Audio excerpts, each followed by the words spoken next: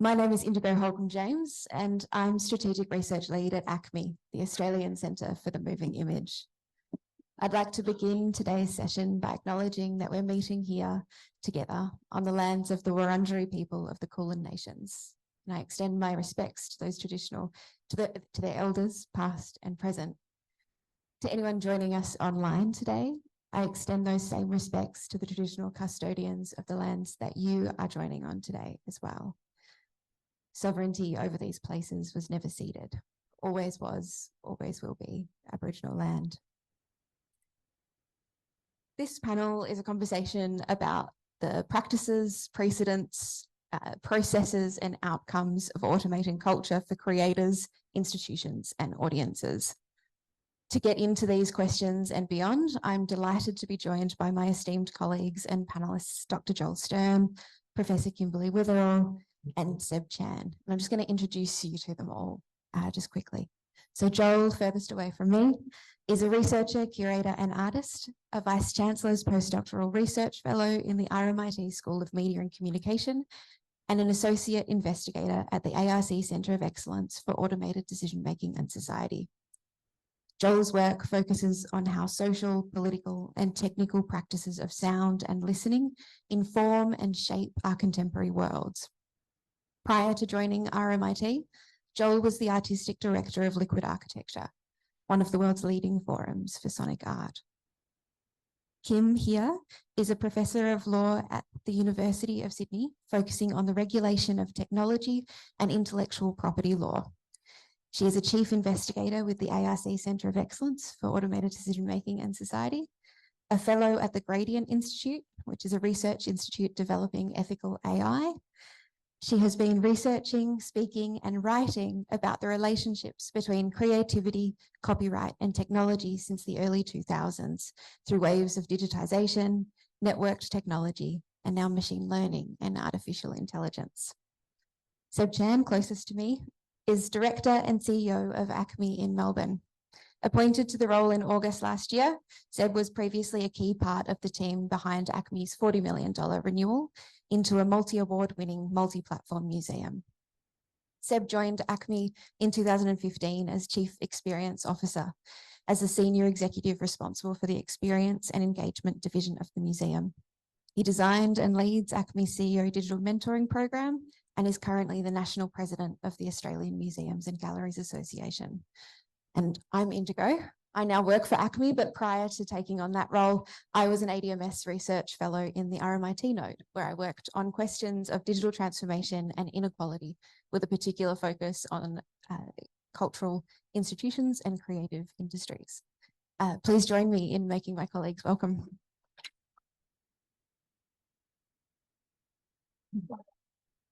So I want to begin by setting this conversation up with some framing. This panel comes out of a sparked conversation about the assumption that creativity and cultural labour practices were going to be unaffected by the rise in automation. Consider almost any creative policy document written over the last decade or so. Here in Victoria, we've got Creative State 2025, which claims that increasingly creative jobs in the 21st century reward highly skilled practitioners and require multidisciplinary skills that are safe from the risk of automation. Or the UK's 2023 Creative Industries Sector Vision, which argues that the creative industries are the jobs of the future because they are more resistant to automation. According to the surplus of AI and the future of work reports that exist in a kind of endless proliferation, creative industries are not merely resistant to automation, but will in fact experience an economic boon as a result of automation in other industries. We see this kind of narrative come out of reports like the McKinsey's Future of Work document, where in 2017 they claimed a small but growing category of artists, performers and entertainers would benefit from this rise in automation because demand for their skills and outputs would increase as other areas of the economy saw increased automation and therefore a rise in leisure time. These kinds of claims continue. More recently, PwC's 2021 report for the United Kingdom's Department for Business, Energy and Industrial Strategy on the potential impact of artificial intelligence on UK employment and the demand for skills, quite the title, suggests that arts officers, producers and directors will likely experience large growth relative to current employment exactly because of this rise in automation elsewhere. Indeed, creativity is often touted as the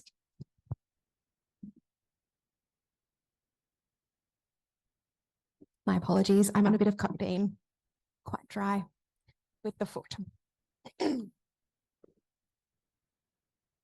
Creativity is often touted as the skill set that workers in other industries need to cultivate if they are to avoid being automated out of existence. Under these conditions, our sector, although often underpaid and undervalued, perhaps took comfort in this. Maybe we luxuriated a little in the knowledge that our work was profoundly and unequivocally human, even when it is almost always the product of the relationship between human and tool. Looking at these claims and this sense of comfort from this side of 2022 feels a little bit sketchy. These claims feel maybe a little bit underbaked. The rise of generative artificial intelligence, machine learning and large language models that has resulted in the recent and rapid public take-up of tools and interfaces from Chat GPT across text to MusicLM for audio, Stable Diffusion and Midjourney for images quite clearly calls these claims into question. Is creativity and cultural production really safe from automation? In today's conversation, we are interested in considering what it means to create, distribute, and consume creative work under these conditions. We're particularly interested in what happens when digital skills, capabilities, and institutional support are unevenly distributed. We're interested in the capabilities creators, institutions, and audiences need to develop in response to these processes and how we might do this kind of development in public. Just as a heads up, I have a series of questions provided ready to go for my panelists, but in our preparations for this panel, it became pretty clear that my role today might be largely superfluous. They each have a lot to say about these ideas, so we're going to run this as a conversation. Questions posed to one panelist may end up being answered by all three, and I may not be the only person asking questions. We're also really keen to loop all of you in, and I have been instructed to alert you that we have Wi-Fi again. You can log into RMIT Guest. The event code was on the it's back on the screen. The code is 272125. If you, like me, that might be a little bit small for you. And I've got Slido up on my screen next to me. So I'll be looking for opportunities to bring your questions into the conversation as we go. So ask them as they occur to you, and we'll get through as many of them as possible. Apparently you can access Slido by either going to the website and inputting 2001986. Depending how we go for time, we'll also open up to the floor to a roving mic. But just a reminder that when we do get to the questions, if we get to face-to-face questions, they should indeed be questions. So short, sharp, to the point, and with a question mark at the end, please. Alrighty, Joel, I'd like for us to begin with you, please. So if art and cultural production, calling back to this framing piece, is and has almost always been the product of the relationship between humans and tools, what precisely is so different about this moment? Thanks, Indigo, the framing and the question. Really nice to be here, everyone. Yeah, it's so hard to generalize in an answer because, first of all, what is art? It's such a contested field of practice. Is it, like as Duchamp said, just the thing that it becomes art by virtue of an object being placed in a gallery? Is it art because, the artist says it is? What are the skill sets of an artist? So, I think I would start by saying these are historically unstable and contested ideas. So you can't really do a teleology of art and say, how does this thing called art get transformed when artificial intelligence or new forms of automation enter the picture? One way I've been thinking about it is this idea of the relationship between an artist, tools and material. So, art historians often say that it's the mastery over tools which allows an artist to transform, material into something else. So transforming marble into flesh, say in the instance of a Renaissance sculpture. And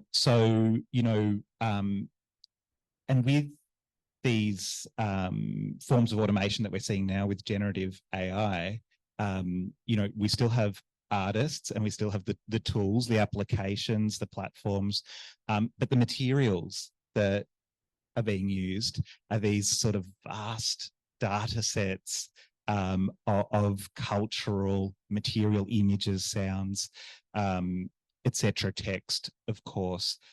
And so if we want to say now that this relationship between artist, tools, and data is something that is sort of producing art, then that does pose really different questions vis-a-vis where does the creativity reside? Where does the authorship reside? What are the sort of politics and ethics of these new modes of production? But, one thing I maybe add to that, you mentioned my background in music and sound in the introduction, and I know, Seb, that electronic music especially is something that has been a big part of your life. And music and sound have always been on the kind of vanguard of these questions, automation in music, in the development of musical instruments, in things like the player piano. When the synthesizer is first created in the 50s, it's sort of, it's seen as a way of reproducing acoustic instruments electronically.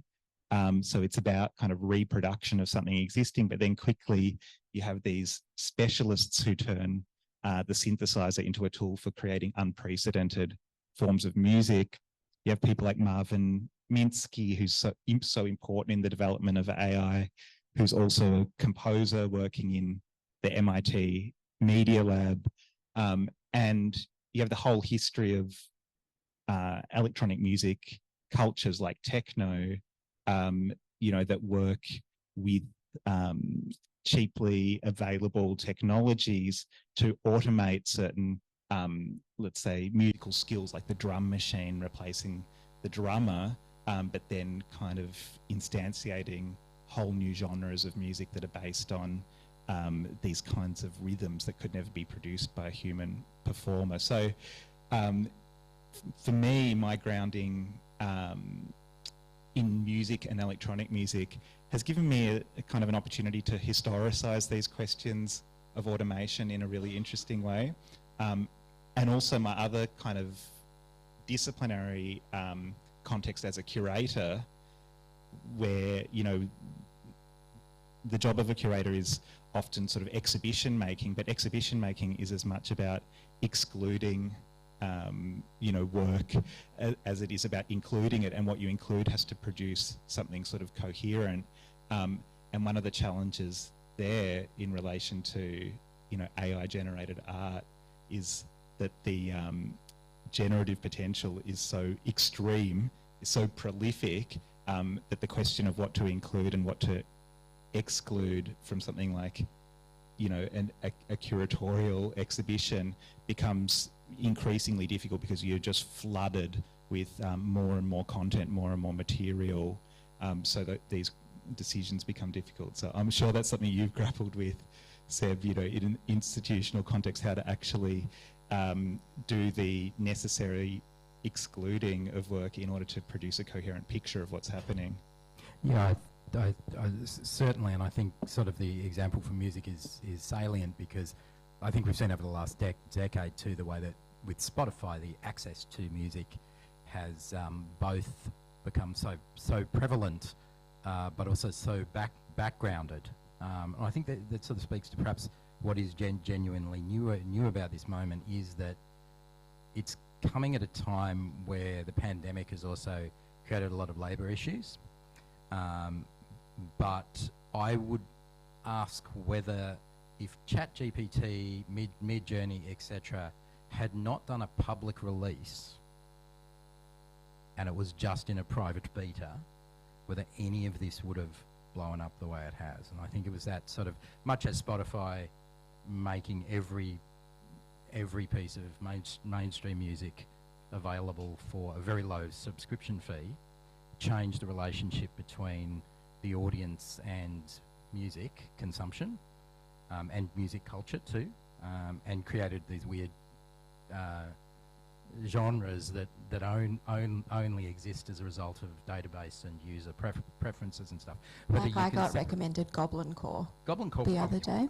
I love Goblin Core. Yeah, I like Goblin Core too. Core, maybe Core. Anyway, but that sort of piece, I think it's hard to separate it from this particular moment where creative labour and all labour is under so much rethinking as a result of the economic impacts and social impacts of the pandemic. But that sort of sense where OpenAI making Chat GPT so widely available so fast is kind of different to the emergence of, say, the drum machine, and that then emerging through subcultural music and then becoming normalised by like the 90s. If Chat GPT hadn't gone public with an interface, Midjourney, DALL-E as well, at that particular time, would we be having a different discussion? I'd just like, oh, Kim, did you have something to add there? No? I just wanted to jump in on the historical kind of precedents here. People might have read already the recent article in the last couple of days in the New Yorker about Holly Herndon and Matt Dryhurst, written by Anna Weiner.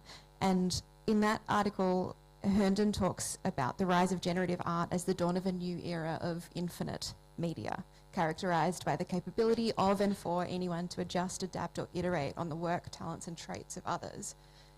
But she then kind of pushes against this historicising that we're doing here, arguing that it is distinct from historical precedents like sampling, pastiche, collage or homage, because if an artist such as a DJ is sampling a piece of work, there's a recontextualising that's going on there.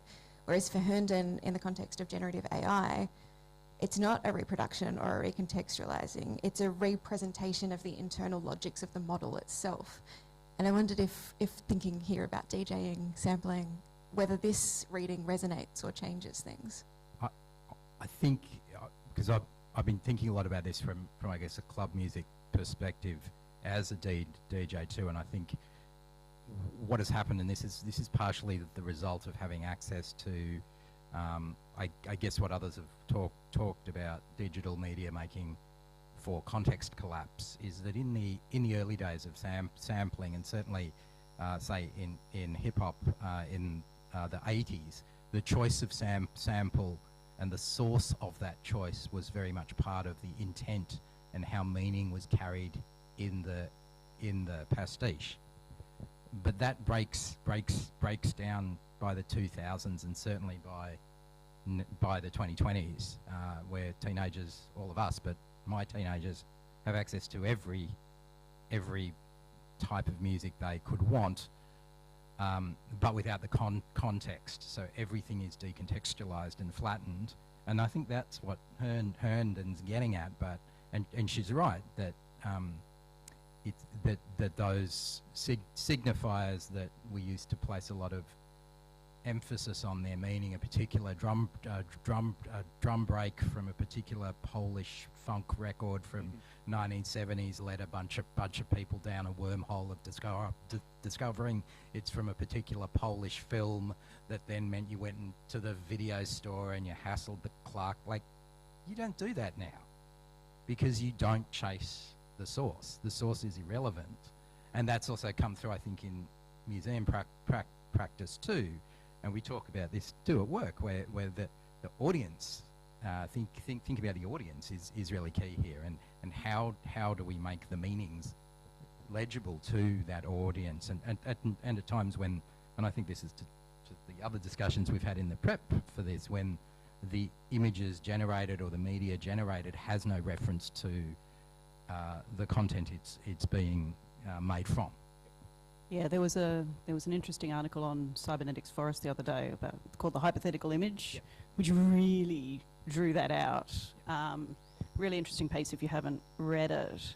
But one of the things that, one of the core themes in that piece was, you have this creation of an image which is showing archival pictures and they're kind of mashups of pictures of everything from, you know, World War II monsters to World War II victims, in effect, you know, and that kind of removal of context and meaning and what you make of the art or the image, maybe art is the wrong word there, what you make of the image when it is that kind of really weird mix of cultures without meaning or reference to reality, or even, you know, I mean, art doesn't have to have a reference to reality as such, but it has a reference to a human, like a person and their experience and their, you know, their history, the music they were listening to that they might then draw on in the sampling. And so what we make of this thing and how we understand it and how we interpret it, I think is a really, I don't know. I think that's just extraordinarily difficult. I think the kids just call it a vibe, right? Vibe. Like I think when you're thinking about music, that like if the beat moves your body, it's a great beat. What it's made up of no longer matters. It matters to me, but I think, you know, it's interesting in some genres, and we see this in the evolution. There's something, you know, The vibe of the image, or I suppose it depends on the context in which it's been used, right? Yeah, because yeah. it's one thing to talk about, you know, the vibe of the music you're listening to in the club, the vibe that was the other picture in that hypothetical image. Yeah, terrifying. Case, Horrific. which was, you know, this artificial AI created image of a Palestinian girl in a destroyed city where the girl doesn't exist and the city That's doesn't right. exist, Yep. and it's just this, you know, and that's being used as a stock image. You're like, what the hell? Right? Because that's somewhere where you do want it to have an anchor to reality, surely. Surely, yes. But I think the sort of The news vibe. the new literacies that, you know, I think have also emerged over the last decade or so in politics and media too, is the complete decontextualizing of content. And what we're seeing are these, I think Eric Salvaggio's Cybernetic Forests. Eric's actually coming out in February, small plug. But that sort of thing of like the sort of we're looking for, in quotes, truth in those, or truth and meaning, where those truths and meanings are not the intent of the image creation. It's which creates very hollow. If we look at it from our old perspectives, it makes for very hollow image and text creation. And I think what Holly talks about is that it's also creating these new opportunities which are very uncomfortable for us, because we like that sense of stability in. Stable diffusion is kind of ironic that it's unstable, but the diffusion piece is a key part of that, right? Because you're looking for a connection to truth or reality, or at least a person or a personal experience, right? yeah. We are, at least. We are, yeah. From our perspective. It's sort of like the whole misinformation, disinformation cults that form around the vibe of connection, disconnected from any sense of reality. So, you know, since QAnon is a case in point, there's no reality, but it's about the cult bonds between the people who find emotional support from each other. So emotional support beats, emotional support images. That's terrifying. There's something a bit vulgar about reducing artistic practice to vibes. You know, Completely. I Completely. Like, not that I'm sort of against vulgar things, but but vibes can't be sort of copyrighted. They can't be owned, right? They can't be sort of, my vibes are just. But they can be felt. They can be felt. So, but I think there's, there is a certain melancholy about this sort of hollowing out of artistic and cultural production, aggregating, averaging. Hito Stahl calls, images produced by Midjourney and DALL-E mean images, not just, because they represent the average, the mean of a kind of social and political representation of a prompt, but because they're kind of nasty as well. They have an anti-social kind of character at times. And it's good that you mentioned Eric Salvaggio, Cybernetic Forests. He's a artist and sort of theorist of machine learning and AI, and his blog Cybernetic Forests is a really amazing source of kind of speculation and theorization around the future of art and culture under these sort of conditions of computation and increasing automation. I'll do the citational sort of thing on the Holly Herndon article too, because we've mentioned it quite a lot. You know, so I was looking at the New Yorker the other day, and it was basically 50% coverage of Israel Palestine and 50% AI. These are kind of like the two key things that sort of are happening in the editorial world of the New Yorker, it seems. And but there was an extensive profile of the artist Holly Herndon and her collaborator Matt Dryhurst. It's maybe just worth saying a little bit more about who she is, because I think she's a really important figure for thinking about the relationship between AI, machine learning, art, music and culture. She's a musician trained as a composer and trained in computer music. I think it's at Stanford. Is that right? Yeah. But she's also a vocalist, you know, with an interest in like medieval choral vocal performance. And in a way, in her work, she represents this sort of contested, unresolvable like attitude towards AI and machine learning that a lot of artists have, where on the one hand, she has embraced these technologies and technological processes in her work, most notably in the production of a digital twin voice clone of her own voice that she generated, trained on hundreds of hours of her own vocal performances, and that's called Holly Plus. And Holly Plus is something that she publicly released for other people to experiment with and use, so you can make your own music and then sort of transpose it into the voice of Holly Herndon. And this is... Or it's the voice of the machine hearing Holly Herndon. The voice of the machine, right? yeah, precisely. Yeah. That's really important. It's not her voice, it's the, you know, reconstructed, generated voice trained on her. The mean Holly, almost. Right, and, you know, and I think... for her to sort of publicly release that model and invite people to use it, you can think of that in the context of, say, like the fake Drake scandal, where sort of, you know, Drake's voice was reproduced without his permission and kind of went viral on YouTube, or other instances of voice cloning with and without consent. And you can sort of see that what Herndon is doing, you know, is offering a model of how an artist-led kind of approach to externalizing your voice and letting it kind of become, let's say, something that other people can use. But, you know, it's a very complicated thing to do. Yeah. And she does it in a kind of way that is, you know, she's done it, but she's not entirely on board with it too. There's a certain kind of sadness about it. I think something really interesting in the way that Holly talks about this work, she calls it an experiment in decentralizing control over her own identity. And she riffs off the idea of IP, or intellectual property, to call it identity play. And there's a whole bunch of questions coming through on Slido around intellectual property and what Kim might have to say about this. So Kim, what would you have to say about this? About all this? Identity play. How do we control our own voices? It's really interesting, isn't it? I mean, just to sort of close off the IP side of what you're talking about with Holly there. I mean, there isn't an intellectual property right in a voice, right? We do have, I mean, well, some jurisdictions have, or have in limited ways, what they call personality rights, this idea that you do have a right to your image, and if it's used in some commercial way that you haven't agreed to, then you might have an action. That action varies country to country.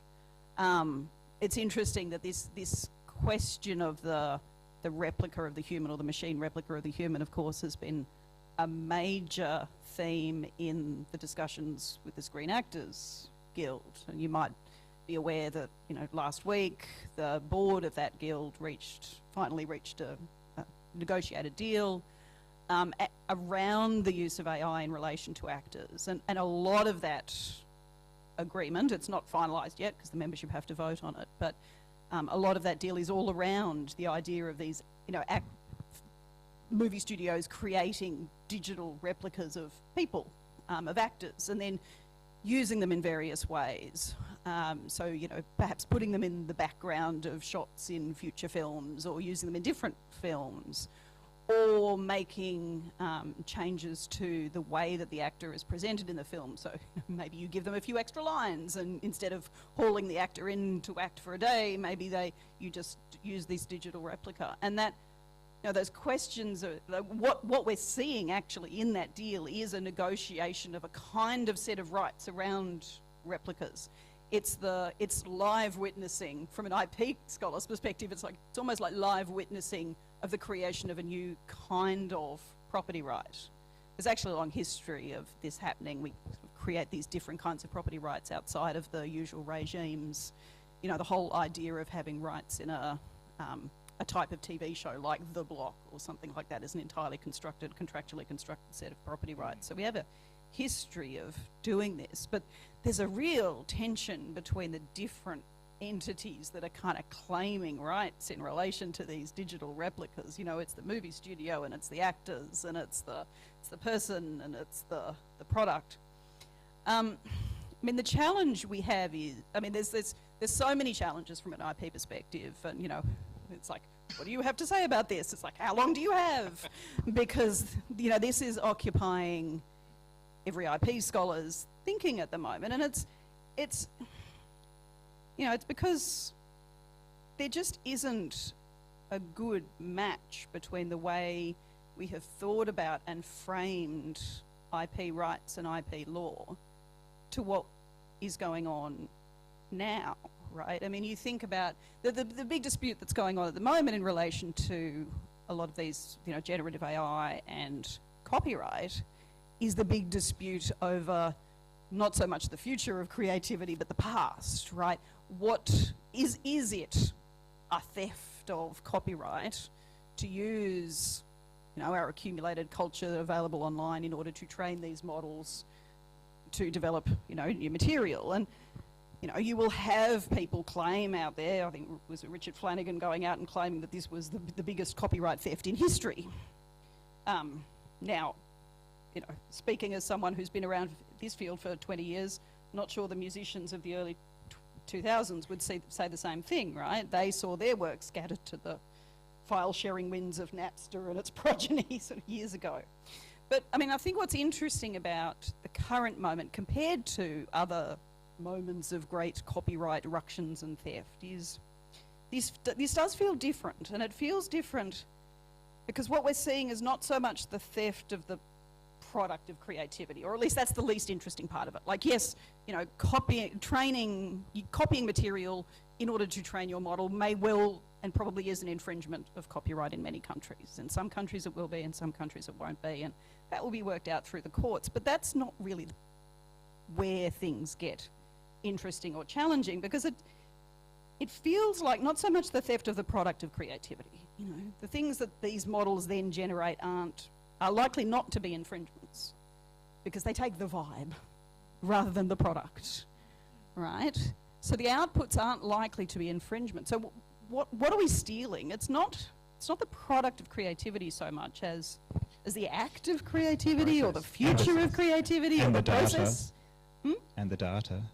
Well, no, because the data doesn't exist in the model. So the models are just, And whether or not it does, copyright hasn't protected data. It doesn't protect facts. It doesn't protect ideas. It doesn't protect what you can learn by walking around an art gallery and, learning about how one does modernist painting or how one does impressionist painting or any of those things, right? We've actively not protected that in IP, in part because we wanted people to take that information, to learn from everything that was out there and make more. It's just that we feel deeply uncomfortable now because it's machines doing it. And this is where copyright doesn't work as the frame for thinking about this. And it's why we keep coming back to, why, as an interesting point, we keep coming back to these questions of labour. Right, the most interesting developments actually in the copyright space at the moment are happening in the labour negotiations, between the the more powerful unions, the Writers Guild, the Actors Guild and the like, and they're dealing with questions that are just a bit outside of copyright. They're dealing with the questions of like, who does own the image of you? And what happens when it's used in a way that you wouldn't have consented to? And what does it mean to take a digital replica of an actor and then change them so they're speaking a different language, or so that they swear, or so that they say something or gesture differently? No, what are we taking there? And I was just on a call with a lot of copyright people from the cultural sector yesterday, and a bunch of us were talking about the recent roundtables the Attorney General's been holding around responses to AI and many other things, and the ongoing multi-decade process of copyright reforms that, yeah. Do not hold your breath. That's right. We've been holding our breath for a very long time, and we've gone blue from it. Anyway, but the thing I would question for academics particularly is the unintended consequences. Text and kind of data mining have been absolutely fundamental to not only the sciences but also the digital humanities. And my mum, who was a literature professor in the last century, her practice was also text mining, literary works, going all the way back. She's quite old, so all the way back, let's say. The risk is that legislative approaches might also prevent very legitimate academic research practices, and there is some evidence that some of the training of the open kind of source models was done under some of the exceptions in TDM in some jurisdictions. So we need to be also very careful about legalistic approaches that shut down really important fields of study. It's really interesting, actually.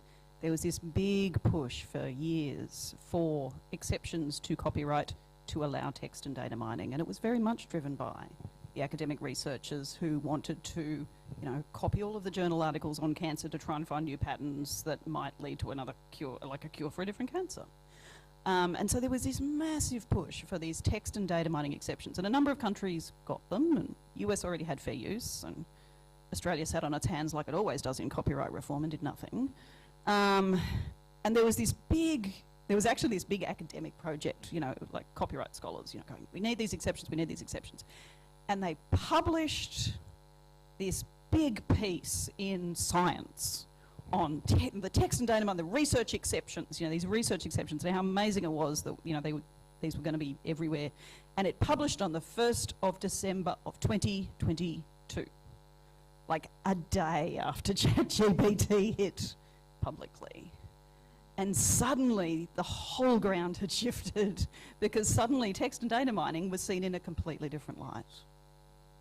And so it's a question of, I think it's that question of scale, it's a sort of expertise question too, that TDM was, I think people... I think nerds did. Or academics did. That's right. Yeah. That's it. And I think again, it's that sort of, if Chat GPT and other providers hadn't gone public, this would be an expert debate, and the expert implications of that. And we've seen the undermining of expertise as a project of the last 40 years as well. So there's sort of an interesting coinciding of events.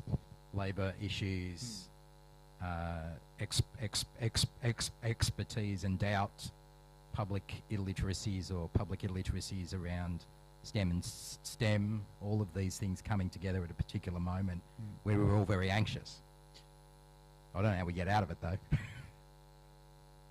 Just picking up on that point about the undermining of expertise, it's a little bit of a segue, but it made me think about how much of the history of the relationship between art and technology is about undermining the normative conventions of technological use.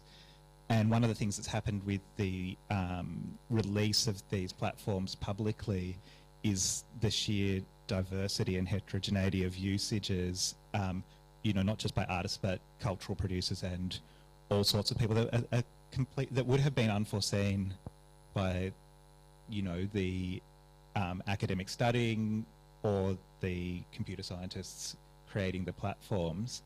And so, you know, again, for me, sort of working in this curatorial space of having the task of pulling together artworks, bringing them into relation with one another in order to create a kind of argument about, you know, what is the transformative potential of artistic practice. You are looking at these kind of computational countercultures and subcultures that emerge in spaces that are filled with sort of misrecognition, errors, glitches, and it just also reminds me that against the sort of rhetoric of like limitlessness that generative AI produces, you know, like Holly Herndon talking about infinite art, or, you know, we can write 1 million books in a day, you know, or like produce sort of an infinite number of images.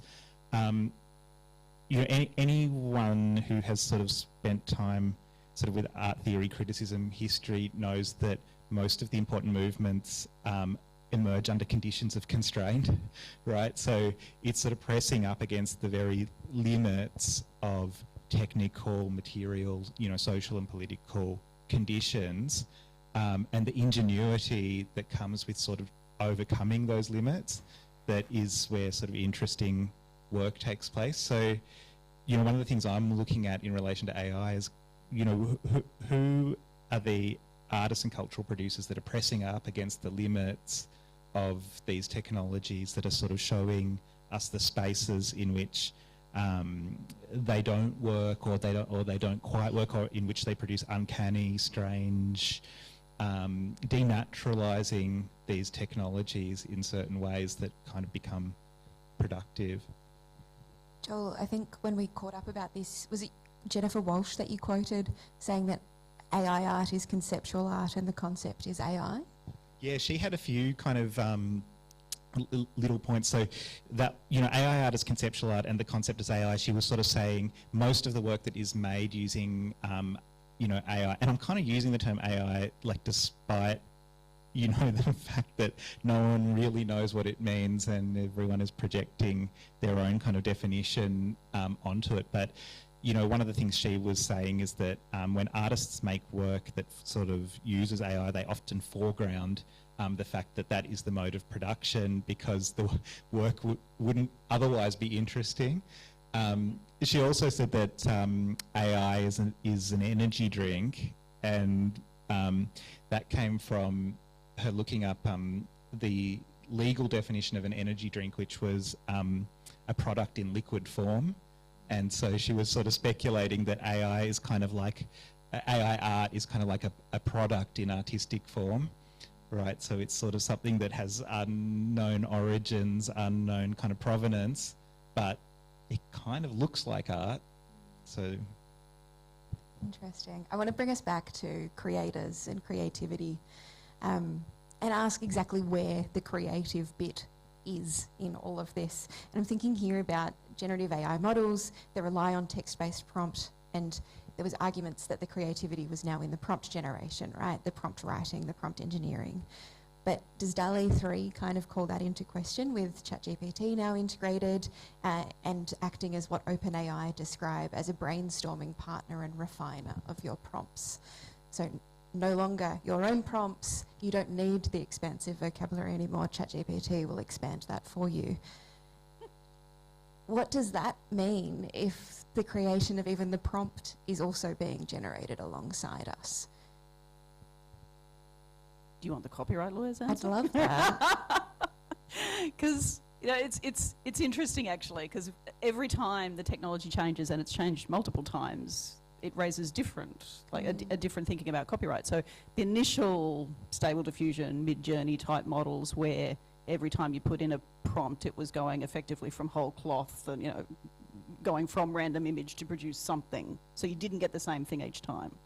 You know, and when the Copyright Office over in the US looked at that, it said, well, the human isn't doing anything that determines the shape or arrangement of the lines and the colours and the things on the page. So there's no human creativity in the image. There might be human creativity or ownership of a prompt, maybe. But even then, prompts were pretty simple at that stage.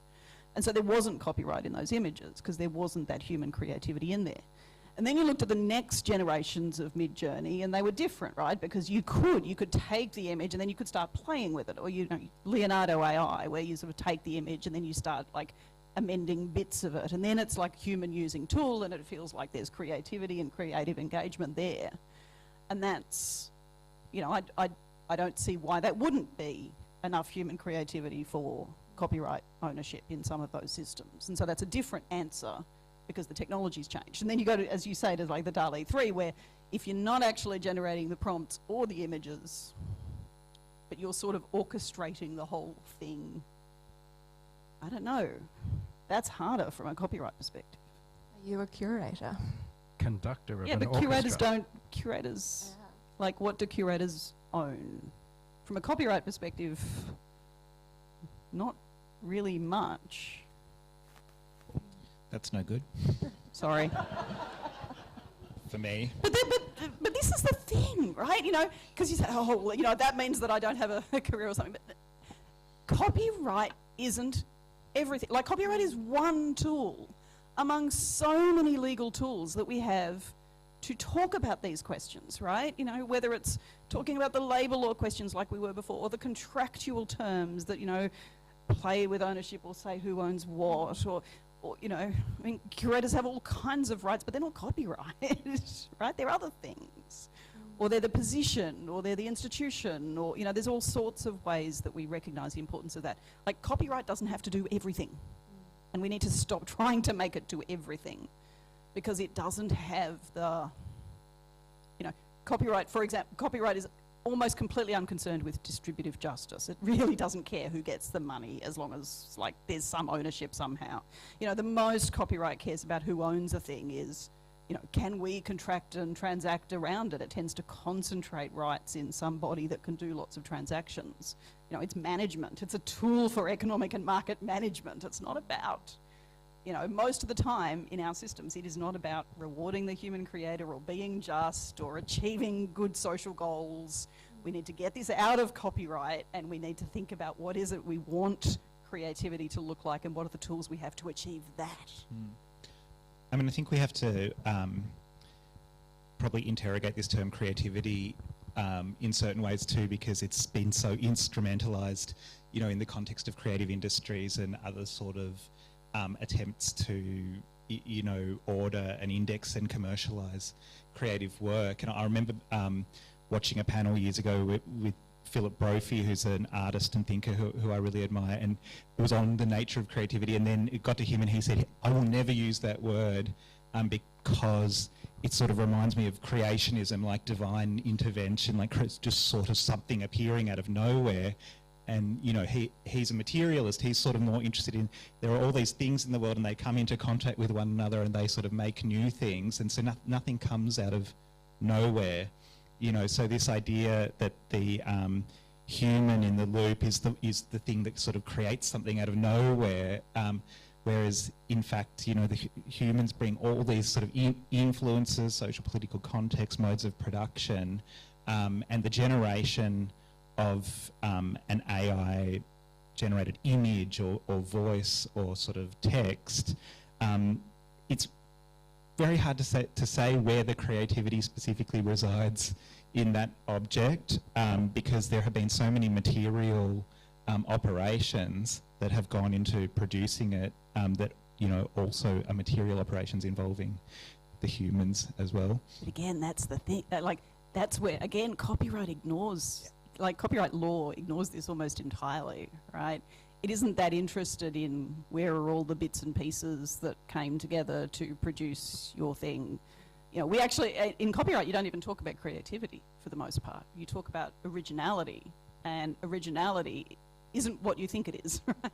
Originality is just, did you originate it? Like, did a human originate it? Make some sort of contribution somehow. And then we pin ownership on that person. Again, for convenience, you know, not all of the people who might have contributed, not everyone who might have been part of it, but some convenient human who we can say, you did the thing. But Seb, I'm sort of interested in, like, as someone directing a cultural institution, you know, and a big part of that is presenting and empowering artists and foregrounding their work, and how do you actually navigate sort of what kind of work to show and feature and how to deal with these issues? Yeah, it's interesting. I think this is one of the big questions, I think, for the museum and gallery sector, is this shift as we're presenting technologically driven art that is, calling on Brophy again, this sort of coming together of things and really conceptual works, that actually presenting the art is not the job. Helping the viewer make sense of all the things around the work to allow them to make sense of the work, and who and the collectives that made it is the job. And I think that's where, for us, we've been going through this existential shift over the last 5 years as we've done the big redevelopment. When Katrina Sedgwick, who was the former director and CEO, she was insistent that the place needed to become a museum. And she didn't mean a museum in the old historic building sense.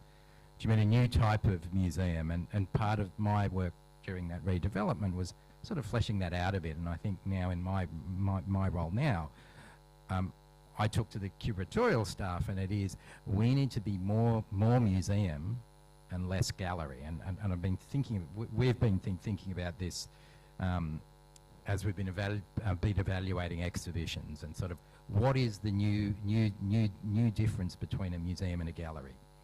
So a gallery perhaps does still have a responsibility primarily to the artist and presenting the artists and artist collectives' work, but a museum is about the communication of the work, its context and its people and tools to an audience, to inspire curiosity amongst them, yada yada yada, blah blah blah.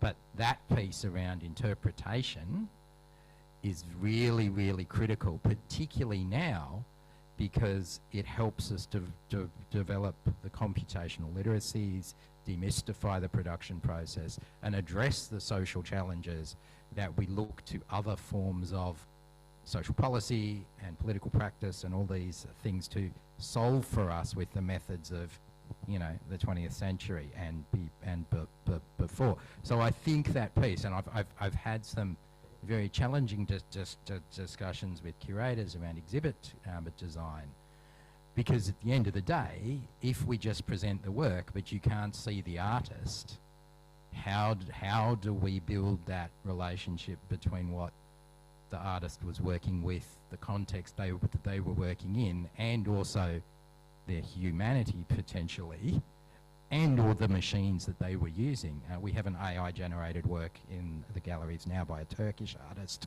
that triggers some very interesting reactions. I received a letter, as directors do, of complaint from a visitor who was sure that this work, it's freely accessible, you can come in and see it. Gallery 2, Memoac and Distributed Consciousness. Which was made in 2019, so actually before some of the really sophisticated looking tools, I should say.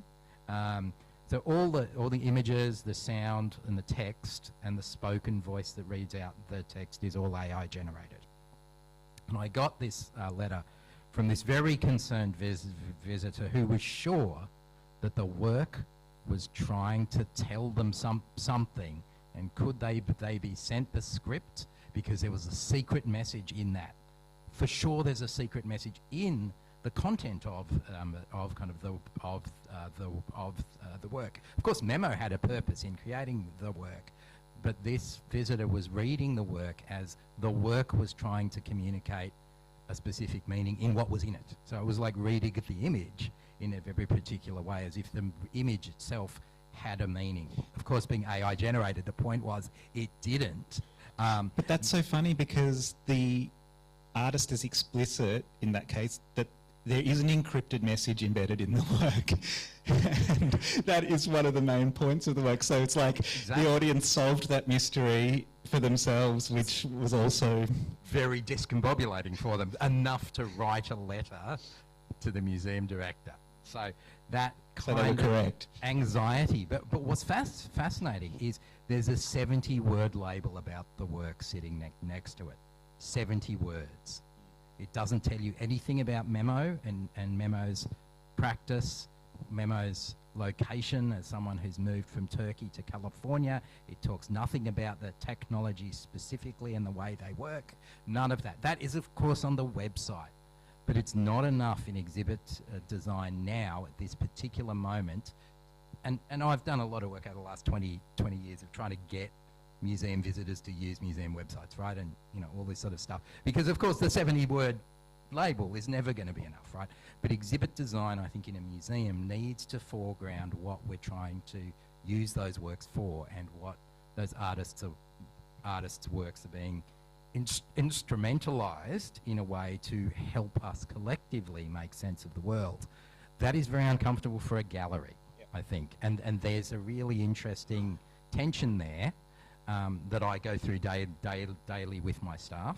But also there's a sort of a piece around, do we need more museums and less galleries at this moment of cultural change and social change because it's no longer the presenting of works that matters. It's helping us make sense of the world with those works and hearing artist voices talking about the complexities of making the thing, which is perhaps more interesting than the thing itself, right? But I'm not sure. I'm conflicted about this. Well, and I think that brings us back to Holly Herndon, my most favourite person at the moment, who, for her, the work is the neural network. It's not the outputs. It's the data set and the generative model that she's using, which raises huge questions. How do you exhibit a model? How do you collect a model? How do you preserve and consume a neural network in a gallery? We are at time for audience questions, so start formulating them in your brain. We've got a few on here on Slido, so please feel free to keep adding them. One from Anonymous is... They always ask the best questions, Anonymous. Yeah. Was it generated, though? Do some of these anxieties simply continue on from earlier ones about the democratisation of digital cultural production, file sharing and piracy, etc. in the 2000s? Seb, do you want to take that? Yes, but more. Yes, but scale. You know. Yes, but different. Yes, but different. And yes, but computers. You know, I think art institutions, creators have been working with computers since the 1950s. And I often look back at, there was an amazing conference in 1968 at the Metropolitan Museum of Art. It's all online. With IBM, who sponsored it, which was about the computer in the Art Museum. And it's a fascinating series of papers, and if you read those, all of the things that people are thinking might happen or could or should happen are exactly what has happened.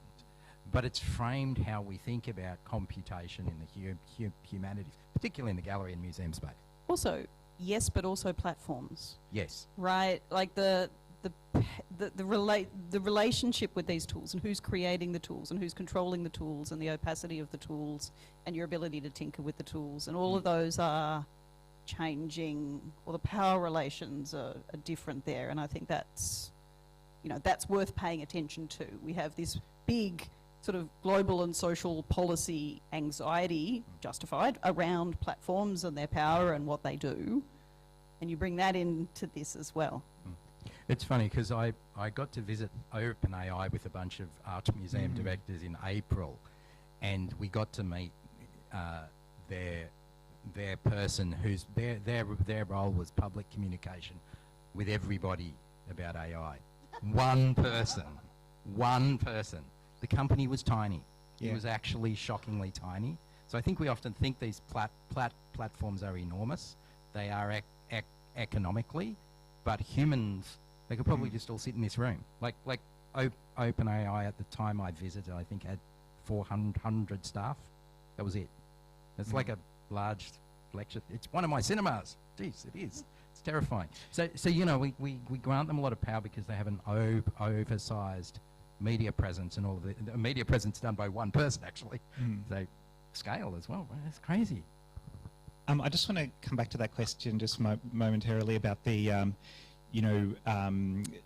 democratic file sharing cultures of the late 90s and early 2000s, and just push back a bit to say, they didn't just produce anxieties, they also produced, euphoria and like rich communities of artists, musical subcultures. That so many people benefited from those, like not Metallica, obviously, who sued Napster and so forth. But Metallica, it turned out, were fine, weren't they? They've been okay. They survived.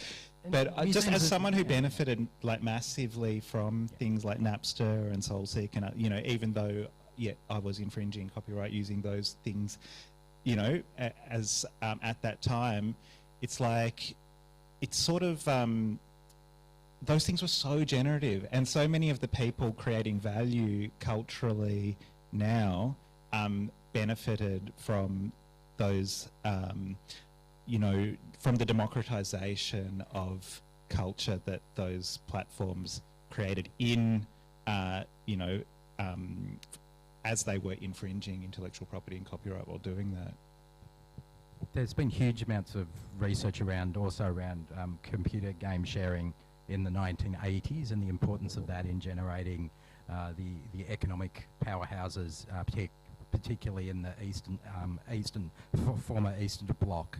That actually the act of piracy was a very important fuel for the people. Actually, the people who went on to form Spotify, funnily enough, were one of them was came out of Pirate Bay, right? Came out of actually before that, out of a group called Fairlight, who was trading old Commodore 64 games, right, and Amiga games, and things like that. So these shadow networks needs to be grounded in community sharing and this sort of personal. There might be sharing. an argument, I don't know if it's how provocative, but that the illegal file sharing networks were better for musicians than Spotify. Musicians have been sharing music with each other for decades as well, and so this sort of the industrial scaling of that I think becomes challenging. Well, it's legally problematic, but yeah.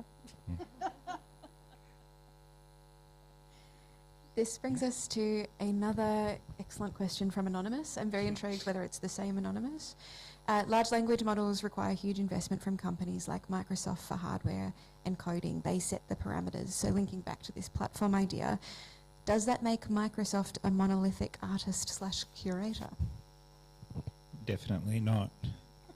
I mean, it's a corporate behemoth, but we all sort of use the tools of these huge corporations, and so the field of graphic design, imagine that without Adobe products and so forth. The thing I am concerned about is the way that universities and cultural institutions might operate as sort of onboarding institutions for big tech in ways that, in order to engage with those institutions and work at them, you kind of have to work with these platforms.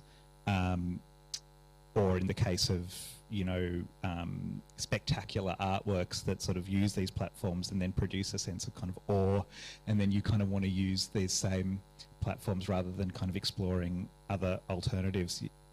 So I wouldn't say, Microsoft is an artist or a curator, but I would say that, there is a really sort of asymmetrical relationship between cultural production and the kind of power of those big corporations. Kim, there's a lot of questions around IP copyright I bet things. there are, Fortunately, I don't have Slido in front of me. So. One of the questions is around whether IP is the thing we should be relying on, which I think you've kind of pushed back on. So I've already said no. What is the useful frame, or a useful frame, that we might consider here? I mean, in a sense, we're dreaming if we think there's one frame that we can use here. I mean, to the extent that we're talking about technologies that are permeating a whole lot of different spheres of life, it would be, a fool's errand to try and say, oh, well, let's have this, this one framework for thinking about it. I think, what I've been trying to say is, it's almost like you look at what goal you're trying to achieve, and then you think about the tools or the regulatory frameworks that you might be using to get there, and it will be different in different contexts. So, we've talked about the labour frame, and to the extent that what we're trying to think about is how we're protecting creative workers or curator workers or other workers, then that's a useful frame for thinking about it. And that means going to our experts in labour law and thinking and saying, well, is there a reason why there's these powerful unions over there and they're negotiating these things and maybe we don't have that here, and what could we do to try and improve the position of workers in negotiations here? And that would be that would be one discussion. And then, if the discussion is really around the authenticity or us immersing ourselves in some sort of disinformation vibe of news soup, like we were talking about before, that's a different set of rules and ways for thinking about it. So, if there's a frame, it's like, what are our democratic values or what are our societal values in this context, and what are we trying to achieve? And we will be using a lot of tools. We will be using everything from, there will be copyright and there will be IP frame. One thing I should say is, if you are an individual artist and you're wanting to think about how this impacts on you, then thinking about what rights you do have and how you can assert them. Copyright can still be quite powerful in that sense. Some artists have used IP rights or trademark rights in their name, personality rights, to basically go to the platforms and say, you really can't accept prompts that say, create me an artwork in the style of Kimberlee Weatherall, right? And, in some cases, those platforms have responded and stopped accepting those sorts of prompts. And so, there are contexts in which for the individual and IP rights will be valuable and important.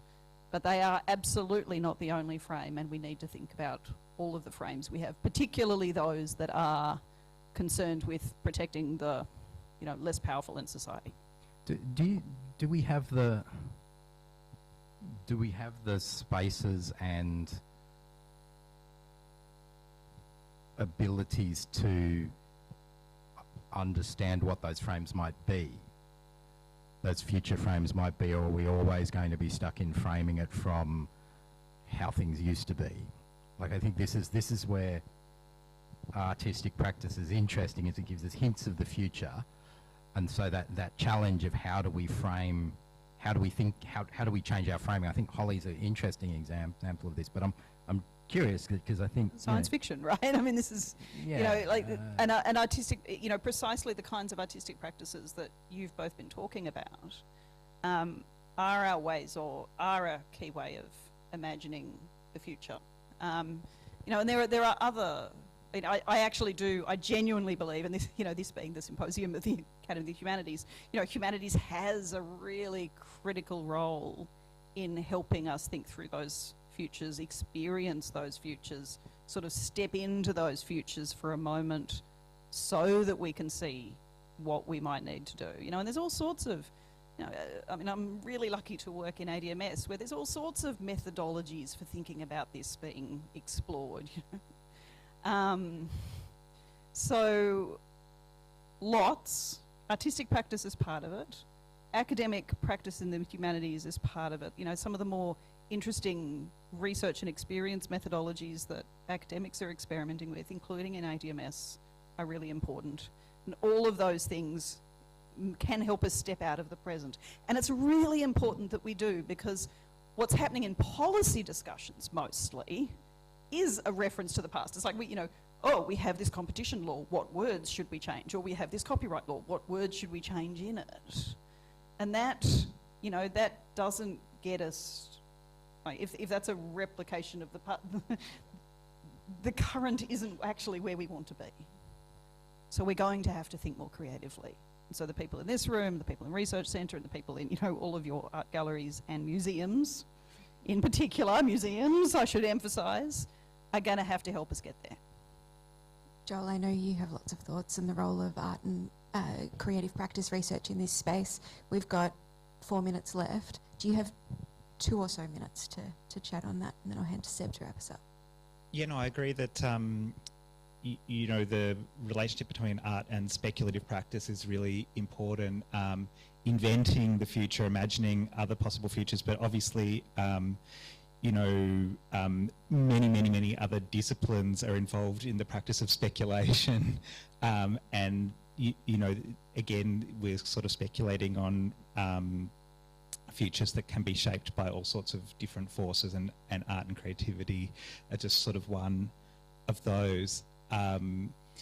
Yeah, I think that the kind of art that I'm most interested in is the art that sort of defamiliarizes and denaturalizes AI and technical processes, that sort of shows us both the outputs of AI systems, but also the social and political sort of contexts and conditions in which they were produced, the limits of them, and kind of leaves us questioning what we actually want from these technologies, how we want them kind of infused in our lives.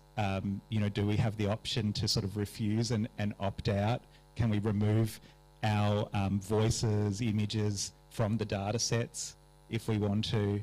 And so, you know, I'm kind of not interested in the didactic refusal of these technologies or the kind of uncritical embrace of them, but something that can hold those two things together in a really generative way.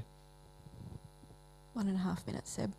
Any final thoughts? I think it's, yeah, I mean, I think it's a huge opportunity for the humanities to move us forward here, because I think that's a lot of the discussions in the public sphere are about effects now. There's very little about where we're heading, and that feels like a big collective effort, and everything is always dragging us back to the present. And it's also, you know, being a parent of older teenagers now, that sort of sense of the hope for the future when you're being dragged into a perpetual present is really difficult to garner. And I think it's the role of all of us to try to provide ways of people leaving the present moment and thinking about where they want to be rather than addressing the needs of now. And I think that's a really complicated tension, particularly at this particular moment in this week.